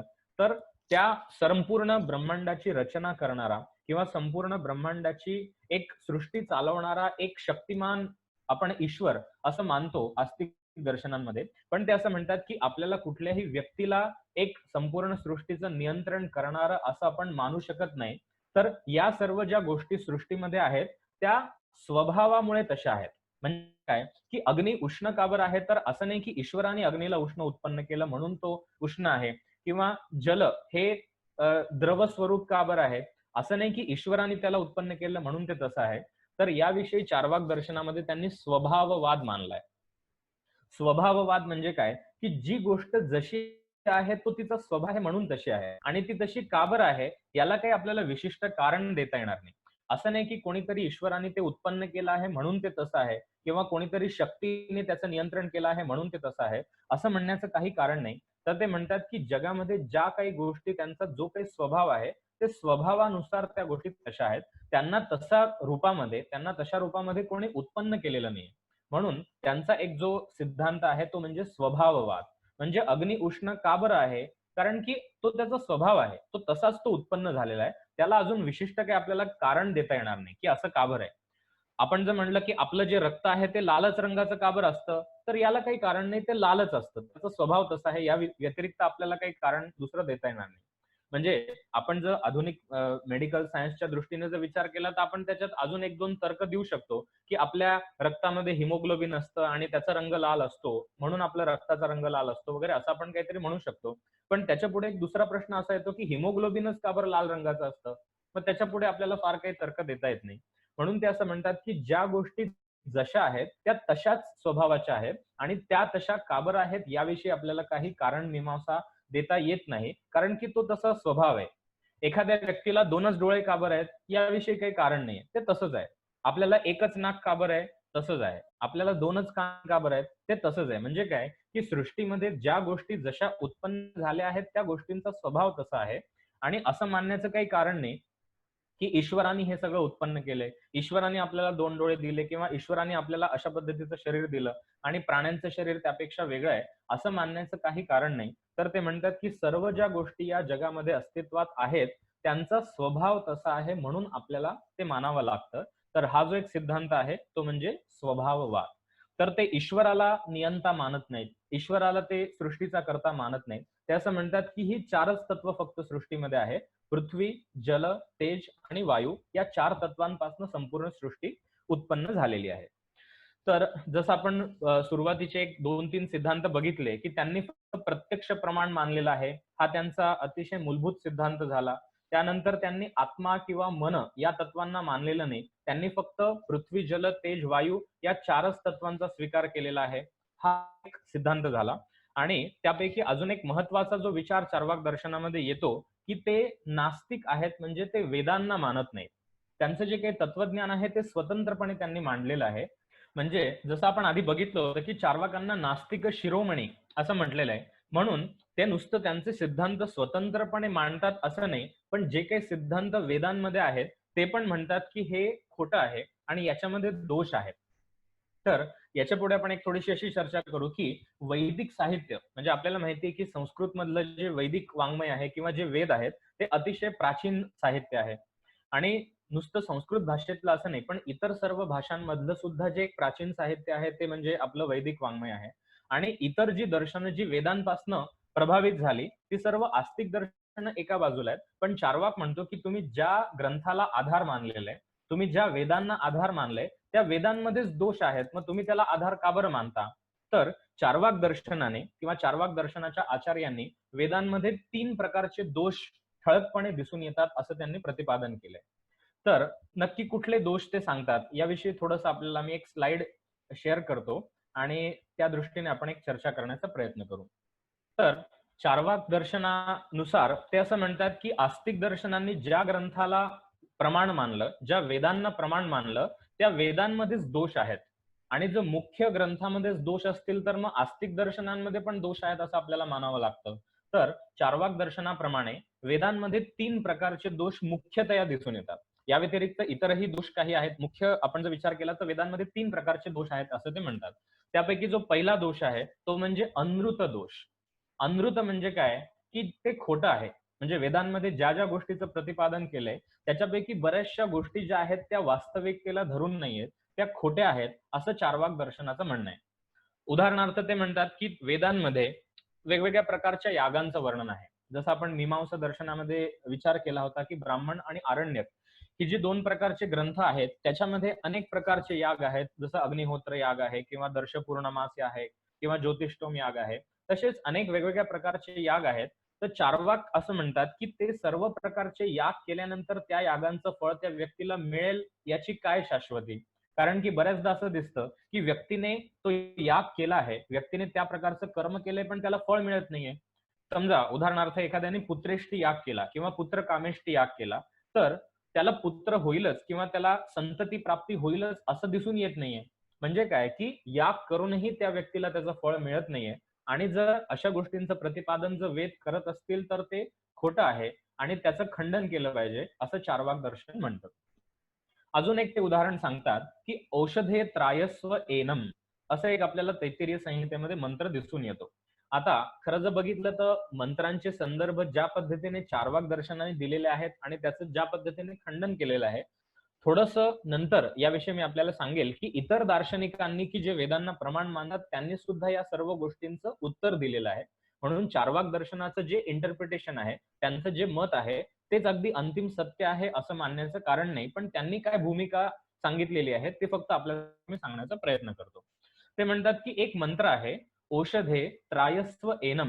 म्हणजे एखादा जो व्यक्ती आहे, तो औषधी म्हणजे एखाद्या वनस्पतीला सांगतोय, की हे औषधी म्हणजे औषधी किंवा ज्या वनस्पतीमध्ये औषधी गुण असतील, अशा एखाद्या वनस्पतीला तो सांगतोय, की "एनम त्रायस्व." म्हणजे या व्यक्तीचं रक्षण कर. म्हणजे थोडक्यामध्ये आपण असं म्हणू शकतो, की आयुर्वेदामध्ये जेव्हा आपण एखाद्या वनस्पतीचा उपयोग एखादा रोग बरा करण्यासाठी करतो, तर त्या वनस्पतीला तोडताना किंवा त्या वनस्पतीचं एखादं अंग म्हणजे पान तोडत असताना किंवा फूल तोडत असताना किंवा शाखा तोडत असताना एक प्रकारे त्याची प्रार्थना केली जाते, की "हे वनस्पती तुला मी रोग बरा करण्यासाठी एखाद्या पेशंटचा रोग बरा करण्यासाठी मी तुला तोडत आहे आणि तू या व्यक्तीला रक्षण कर, या व्यक्तीचं रक्षण कर."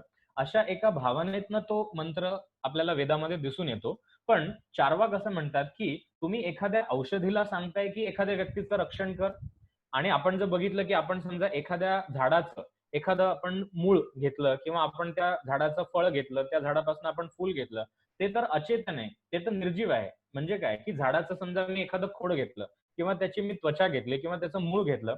जेव्हा झाडापासून मी ते तोडलं, तेव्हा ते काय झालं, ते निर्जीव झालं. आणि तुम्ही एखाद्या निर्जीव पदार्थाला एखाद्या सजीव व्यक्तीचं रक्षण करायला सांगताय, म्हणजे हा मूर्खपणाच आहे.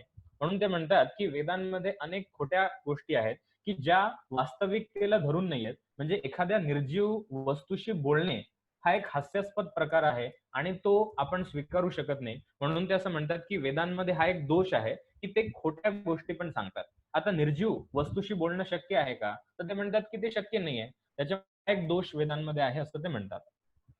त्यानंतर एक दुसरा दोष आपल्याला वेदांमध्ये असा दाखवता येतो, तर चार्वाक असं म्हणतात, की वेदांमध्ये व्याघात हा पण एक दोष आहे. व्याघात म्हणजे काय, की परस्पर विरोधी गोष्टी आपल्याला वेदांमध्येच दिसून येतात.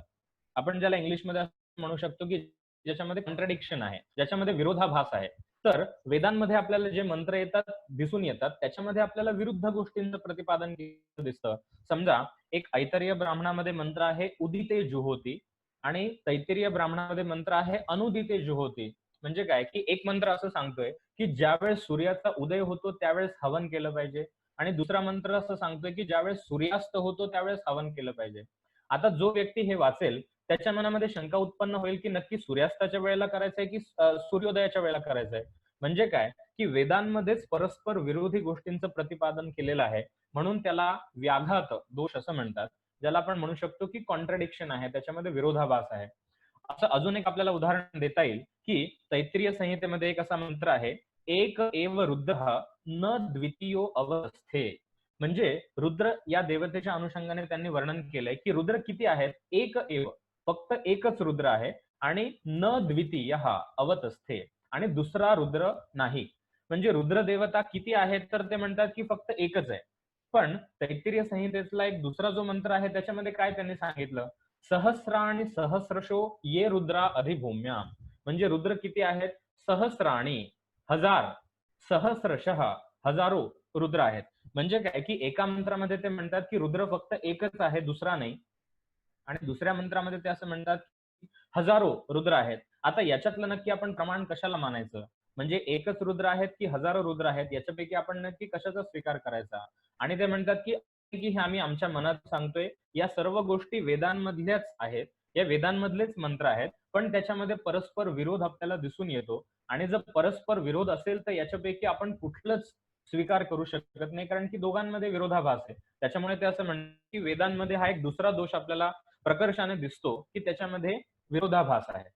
आणि तिसरा जो एक आपल्याला दोष वेदांमध्ये दिसतो, तो म्हणजे पुनरुक्ती दोष. पुनरुक्ती म्हणजे काय, की जी गोष्ट आपल्याला ऑलरेडी माहिती आहे, ज्या गोष्टीचं आपल्याला ज्ञान आहे, तीच गोष्ट वेदांमध्ये पुन्हा सांगितली जाते. मग त्याच्यामध्ये नाविन्य काय आहे? म्हणजे समजा आपण जर एक वैज्ञानिक दृष्टीने विचार केला, की समजा एखाद्या शास्त्रज्ञाने समजा आइन्स्टाईननी काहीतरी एक शोध लावला किंवा न्यूटननी काहीतरी शोध लावला आणि आज पुन्हा न्यूटनचा सिद्धांत घेऊन जर मी सगळ्यांना सांगितलं, की बघा मी एक नवीन शोध लावलाय, तर लोक मला हसतील कारण की मी काही नव्याने शोधलेलं नाही. न्यूटननी आधी जे काही सांगितलेलं होतं, जे प्रस्थापित आहे, जे सर्व लोकांना माहिती आहे, तेच मी पुन्हा सांगतोय आणि मी म्हणतोय, की बघा मी काहीतरी नवीन सांगितलंय. तर ते असं म्हणतात, की वेदांमध्ये अजून एक दोष काय आहे, की जी गोष्ट सर्व लोकांना आधीपासून माहिती आहे, ती पुन्हा वेदांमध्ये सांगितली जाते आणि ते असं जणू काही दाखवतात, की आम्ही काहीतरी नवीन सांगतोय. तर ते असं उदाहरण देतात, की तैत्तिरीय संहितेमध्ये एक असा मंत्र आहे, आपः उंदन्तु. म्हणजे ज्यावेळेस एखादा याग केला जातो, तर त्यावेळेस याग करणाऱ्या व्यक्तीच्या डोक्यावरचे केस काढले जातात. आणि जेव्हा क्षौर म्हणजे ज्यावेळेस केस काढले जातात, तेव्हा त्यांनी असं म्हटलंय, की क्षौर करण्याच्या आधी, केस काढण्याच्या आधी त्या व्यक्तीचे जे केस आहेत किंवा त्याचं जे डोकं आहे ते पाण्याने भिजवावं, पाण्याने ओलं करावं.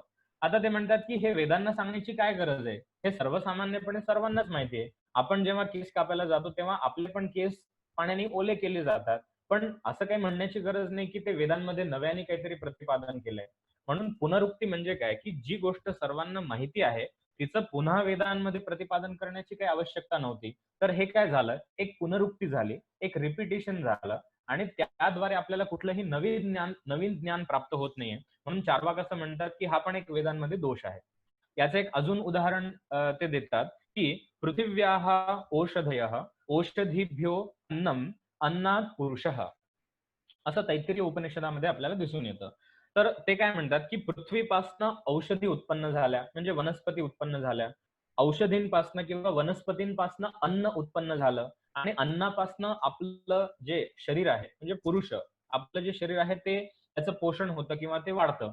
आता ते म्हणतात, की हे सर्वांनाच माहिती आहे, की वनस्पती किंवा झाडांपासून आपल्याला अन्न प्राप्त होतं आणि अन्न आपण जेव्हा भक्षण करतो, आपण जेव्हा अन्न घेतो, त्यावेळेस त्या अन्नापासून आपल्या शरीराचं पोषण होतं.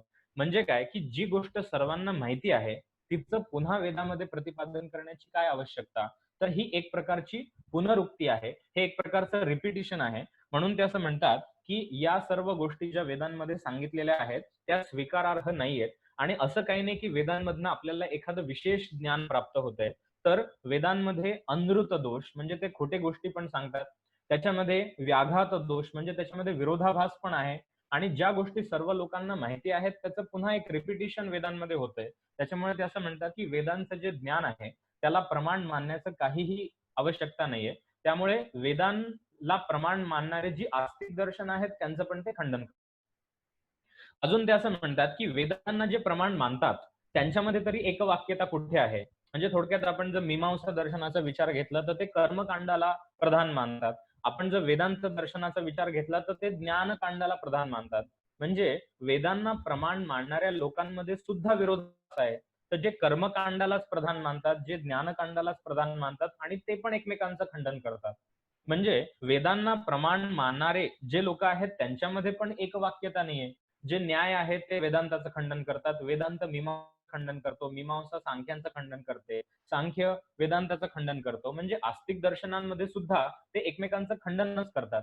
त्यामुळे ते असं म्हणतात, की वेदांना आपण प्रमाण मानण्याची आवश्यकता नाही, कारण की त्यांच्यामध्ये पण दोष आहेत आणि आस्तिक दर्शनं जी वेदांना प्रमाण मानतात, त्यांनी एकमेकांचं खंडनच केलेलं आहे. त्याच्यामुळे एकूणच या सर्व सिद्धांतांमध्ये काहीही अर्थ नाहीये, असं ते म्हणतात.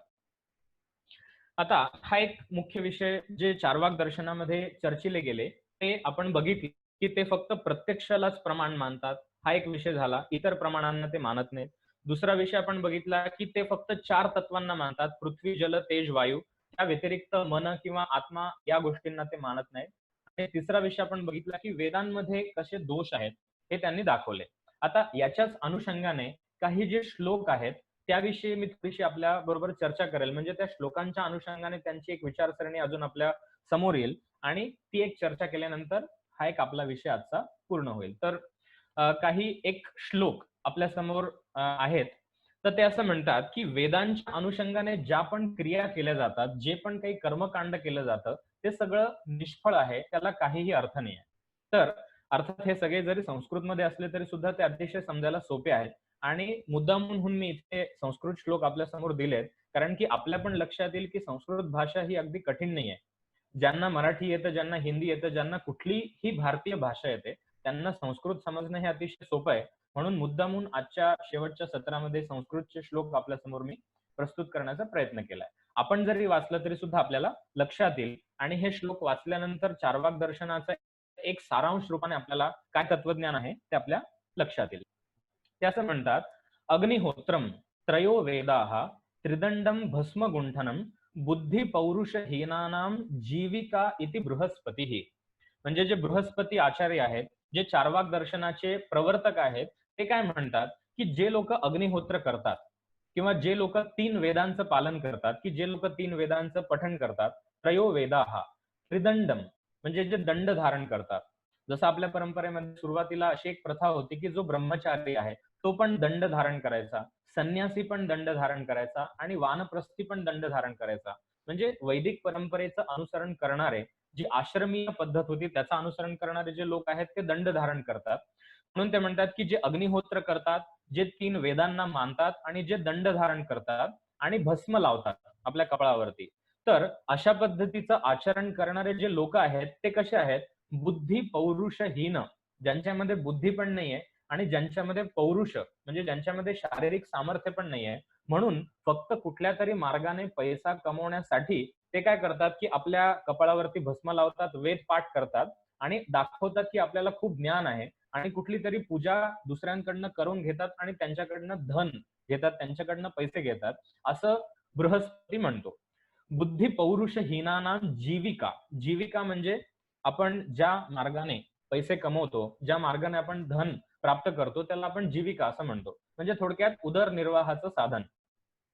आपण सामान्यपणे जर बघितलं तर आपल्या असं लक्षात येईल, की जे पण लोक ज्या पद्धतीने पैसा कमवतात, आपण एक तर बुद्धीच्या माध्यमातून पैसे कमवतो किंवा आपण पौरुष म्हणजे शारीरिक सामर्थ्याच्या माध्यमातून पैसे कमवतो.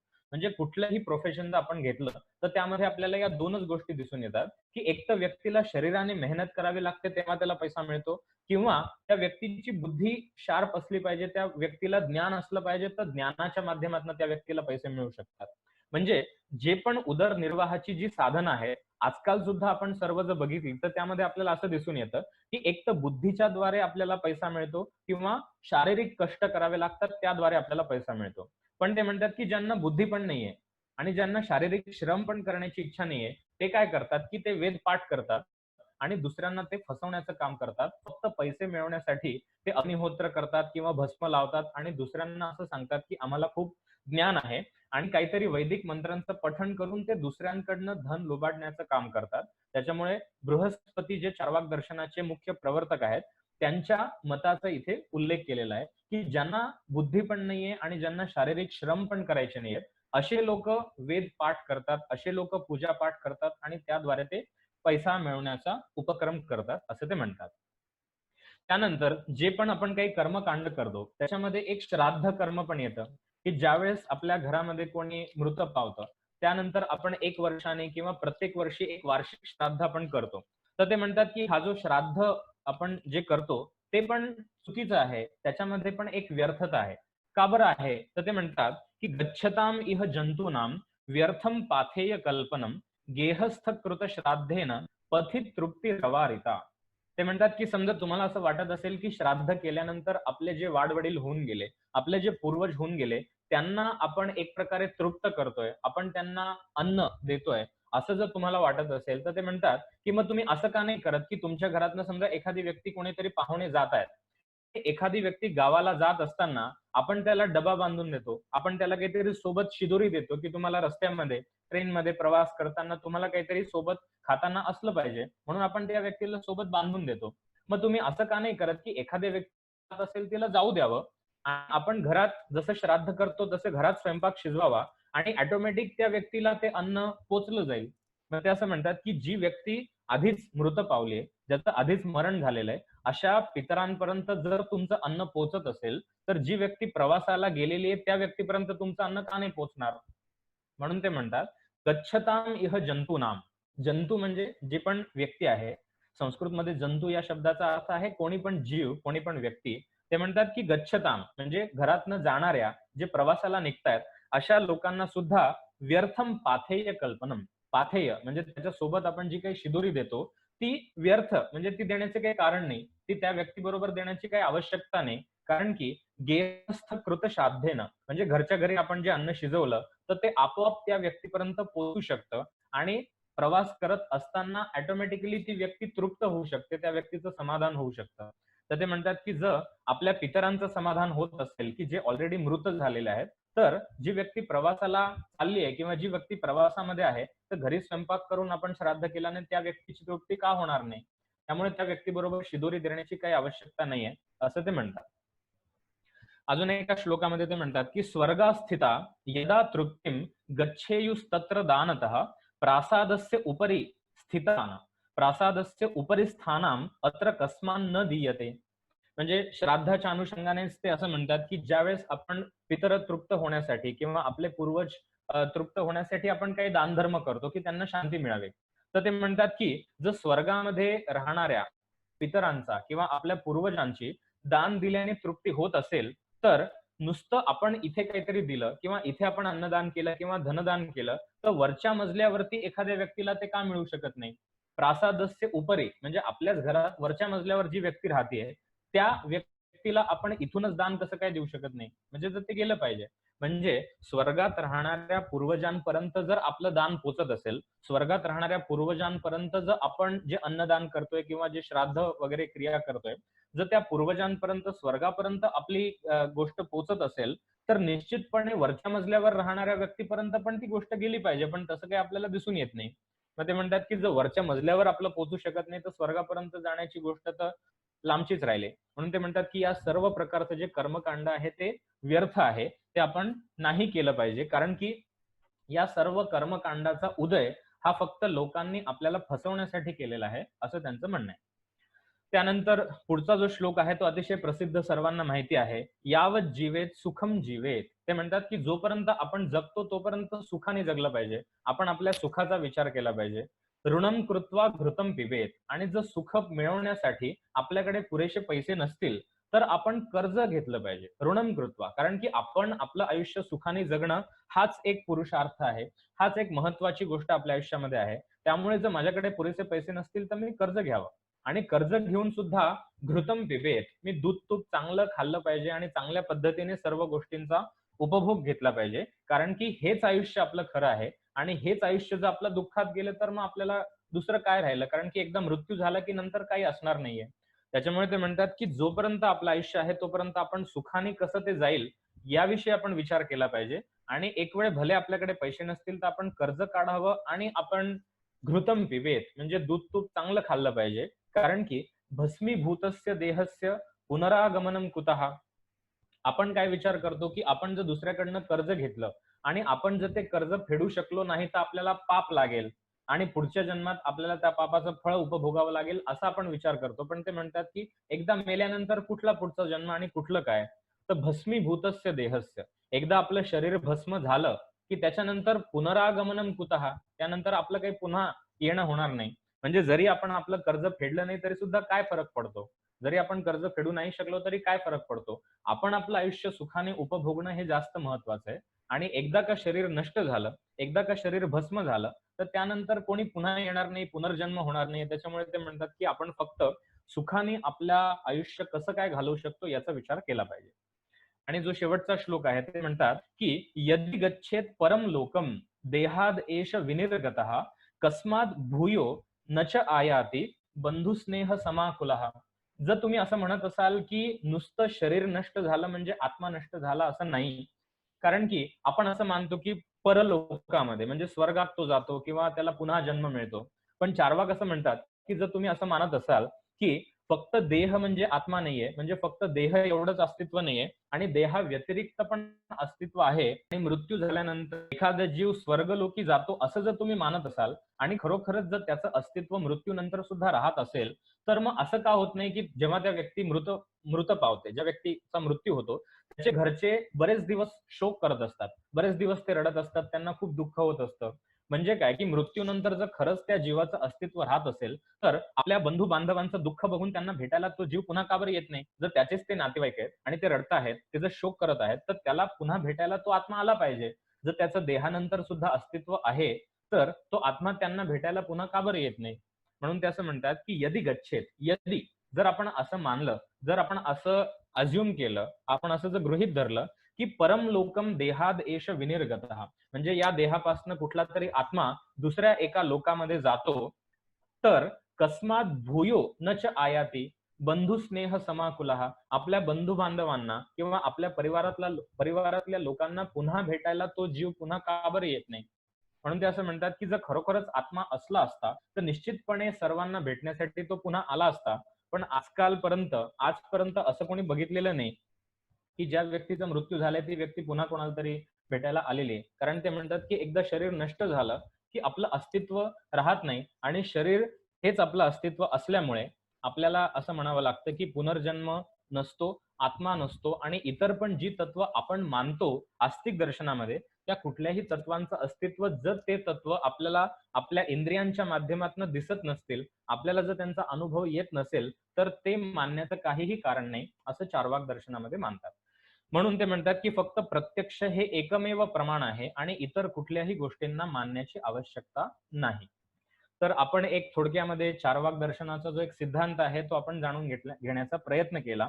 आणि मी जसं सुरुवातीला म्हटलं होतं, की चार्वाक दर्शनाची परंपरा ही किती जुनी आहे किंवा काय आहे, याविषयी थोडक्यात आपण चर्चा शेवटी करू. आपण हे सगळं ऐकल्यानंतर आपल्याला वाटतच लोक राहतात किंवा जे खंडन करतात, की जे म्हणतात, की देव नाहीये, विज्ञानच खरं सत्य आहे किंवा विज्ञानामध्ये जर सिद्ध झालं तरच आपण मानू किंवा आपल्याला जर दिसत असेल तरच आपण मानू. तर एक प्रकारे याचा संबंध आपण थोडासा चार्वाक विचारसरणीशी लावू शकतो. पण अशा पद्धती जी नास्तिक जी विचारसरणी आहे, आपल्याला असं म्हणता येणार नाही, की ही नास्तिक विचारसरणी ही आजकाल झालेली आहे. ही आजकालची नाहीये. कारण की आपण जर प्राचीन काळापासून बघितलं, तर ही जी नास्तिक विचारसरणी आहे, ती प्राचीन काळापासून आपल्या देशामध्ये अस्तित्वात आहे. आपण रामायणामध्ये सुद्धा उल्लेख मिळतात. आपल्याला माहिती आहे, की रामायण हे सर्वात आदी काव्य संस्कृतमध्ये म्हटलं जातं. म्हणजे वैदिक वाङ्मय निश्चित आहेच, त्याविषयी काही वादच नाही. पण वैदिक वाङ्मयाला अपौरुषेय आहे असं आस्तिक दर्शनांमध्ये, खास करून मीमांसामध्ये मानतात. पण त्यानंतर जेव्हा एखाद्या व्यक्तीने काव्य रचलं, ते रामायण याला आदिकाव्य म्हणतात. कारण की महर्षी वाल्मिकींनी ते सुरुवातीला रचलं. म्हणजे पहिलं जे साहित्य म्हणून आपल्याला उपलब्ध होतं, ते रामायण म्हणून आहे. आणि रामायणामध्ये सुद्धा चार्वाक दृष्टीचा त्याच्यामध्ये आपल्याला उल्लेख झालेला आढळतो. म्हणजे रामायणामध्ये सुद्धा असा उल्लेख आहे, की अशा विचारसरणीचे लोक होते आणि असा पण एक उल्लेख आढळतो, की रामाने महाराज दशरथांना त्यांच्या दरबारामध्ये मंत्री म्हणून नियुक्त करताना जेव्हा विषय चालू होता, तेव्हा रामाने सांगितलं, की जी लोक नास्तिक परंपरेचं आचरण करतात, जी लोक चार्वाक मताची आहेत, म्हणजे अर्थात तिथे चार्वाक हा शब्द नाहीये, पण आता एक सुविधा म्हणून मी तो शब्द वापरतोय. तेव्हा रामांनी असं सांगितलं होतं, की ज्यावेळेस अशा लोकांचं तुम्हाला निवड करण्याची वेळ येईल, तेव्हा तुम्ही त्या लोकांची निवड करू नका. म्हणजे ही जी नास्तिक विचारसरणी आहे, अशा पद्धतीची जी विचारसरणी आहे, ती अगदी प्राचीन काळापासून आपल्या भारतामध्ये अस्तित्वात होती. असं मानायचं काही कारण नाही, की आजकाल बऱ्याच लोकांची अशी प्रवृत्ती झालेली आहे. ती प्राचीन काळापासून होती. रामायणामध्ये पण असे बरेचसे उल्लेख आहेत. महाभारतामध्ये पण असे बरेचसे उल्लेख आहेत. पुराण वाङ्मयामध्ये, अग्निपुराणामध्ये असे बरेचसे उल्लेख आहेत. इतरही पुराणांमध्ये आपल्याला असे सगळे उल्लेख मिळतात. म्हणजे काय, की अशा पद्धतीची नास्तिक विचारसरणी आपल्या परंपरेमध्ये पहिलेपासून होती आणि आपण जितकं स्थान म्हणजे जितकं आपण आस्तिक दर्शनांना आपल्या तत्वज्ञानामध्ये आपण त्यांचा समावेश केला, तितकाच आपण नास्तिक परंपरेचा सुद्धा आपण आपल्या तत्वज्ञानामध्ये समावेश केला आणि असं दिसून येतं, की परंपरेमध्ये कुठेही पक्षपात झालेला नाहीये. म्हणजे चार्वाक हे जरी वेदविरोधी असले, चार्वाक जरी या सर्व गोष्टींचं खंडन करत असले, तरी सुद्धा त्यांना सुद्धा आपण एक दर्शन म्हणून स्थान दिलंय. तर ही एक मला असं वाटतं, की आपल्या परंपरेचं हे वैशिष्ट्य आहे, की ती सर्वसमावेशक आहे. सर्वांना ती सामावून घेते आणि कुठले जरी विचार असले, जरी ते वेद मानणारे असतील, वेद मानणारे नसतील, ईश्वर मानणारे असतील किंवा ईश्वर मानणारे नसतील, सर्व प्रकारच्या विचारधारांना आपण आपल्या संस्कृतीमध्ये, आपण आपल्या परंपरेमध्ये स्थान दिलेलं आहे. आणि वैदिक काळापासून सुद्धा या सर्व गोष्टी आपल्याला दिसून येतात. त्यामुळे मला असं वाटतं, की हे आपल्या एक परंपरेचं वैशिष्ट्य आहे. एक आपल्या परंपरेची एक खासियत आहे. तर आज आपण जी काही चर्चा केली, ती आपण चार्वाक दर्शनाची थोडीफार चर्चा केली. तर मला असं वाटतं, की आपण चार्वाक दर्शनाविषयी अगदी फक्त 2-3च प्रश्न घेऊया. कारण की इतर काही गोष्टींची पण आपल्याला पुढे चर्चा करायची आहे. नमस्कार सर. नमस्कार. अ, हे सेशन म्हणजे हे 10 दिवस खूपच अविस्मरणीय होते आणि खूपच मजा आली. दर्शनांचा असा अभ्यास करायला खूप छान वाटलं.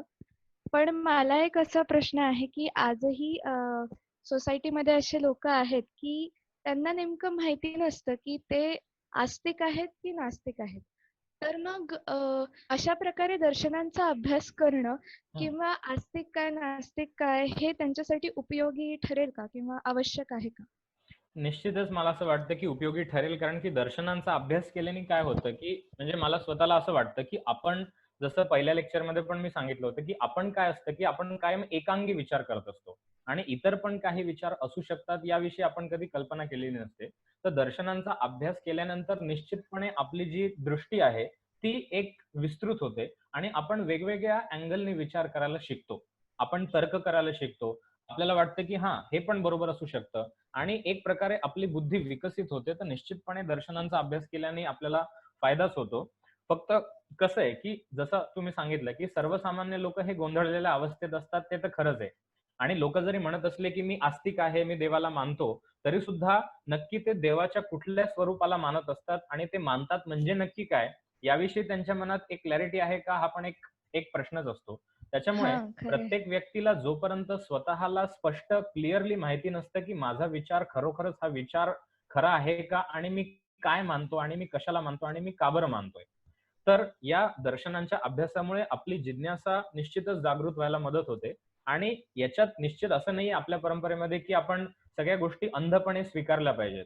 श्रद्धा ठेवा असं आपल्या परंपरेमध्ये कुठेच सांगितलेलं नाही. त्याच्यामुळे ते म्हणतात, की आपण प्रश्न विचारले पाहिजेत, आपण शंका विचारल्या पाहिजेत आणि अगदी जर आपल्याला उदाहरण जर द्यायचं झालं, म्हणजे गीता या ग्रंथाला आपण जर प्रमाण मानलं, जे आस्तिक लोक आहेत त्यांनी जर प्रमाण मानलं, तर हं. गीतेमध्ये सुद्धा असं म्हटलेलं आहे, की "तद्विद्धी प्रणिपातेन परिप्रश्नेन सेवया." म्हणजे आपल्याला ज्ञान कसं काय मिळू शकतं? तर प्रणिपातेन. जो काही ज्ञानी व्यक्ती आहे त्याला तुम्ही नमस्कार केला किंवा तद्विद्धी प्रणिपातेन परिप्रश्नेन म्हणजे पुन्हा-पुन्हा प्रश्न विचारल्याने, आपली जिज्ञासा आपण प्रकट केल्याने, आपण शंका विचारल्याने आपल्याला ज्ञान प्राप्त होतं. आणि सेवा म्हणजे गुरूंची सेवा केली किंवा मोठ्या व्यक्तींची सेवा केली तर आपल्याला ज्ञान प्राप्त होतं. म्हणून आपल्या परंपरेमध्ये प्रश्न विचारण्याला कुठेही बंधन नाहीये. उलट जास्तीत जास्त प्रश्न विचारले पाहिजेत जेणेकरून आपण आपल्या स्वतःच्या एक बुद्धीला एक विचार करण्याची आपण एक दिशा दाखवू शकतो. म्हणून निश्चितपणे हा जो अभ्यास आहे हा सर्वांना उपयुक्त ठरू शकतो, असं मला वाटतं. नमस्कार सर. हरे कृष्ण.